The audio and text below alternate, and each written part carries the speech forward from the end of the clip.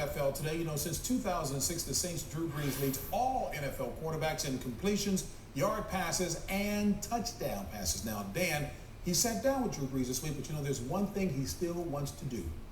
You know what? That's right, JB. Individual numbers are great, but Brees knows that can't do much when you're watching the playoffs at home.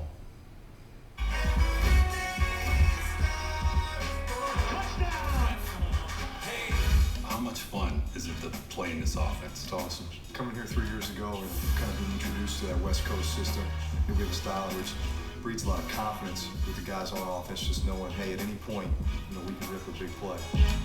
You just really taking your game to a whole new level. Well, I feel like every year I've become that much better just because of prior experiences and just continuing to learn how to be a quarterback in the NFL.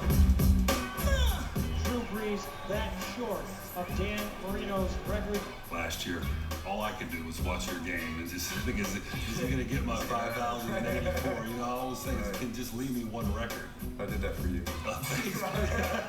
Yeah. 1 minute to me.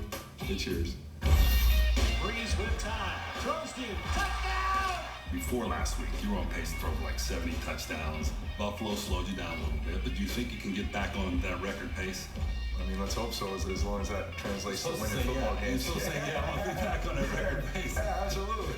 After going through last year with obviously the yardage mark, mark, where every week they're saying, hey, you're on pace. Right. And you try to just block that out think about, you know, what can I do to help us win this week? And if that means for throwing for 400 yards or 200 yards, you know, whatever it takes.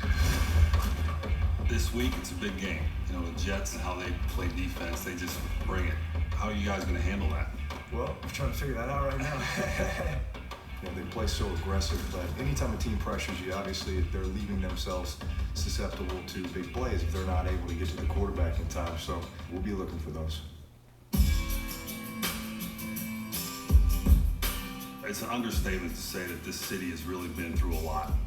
Do you think the success, you know, of the Saints has really helped the morale of this city and has impacted the community?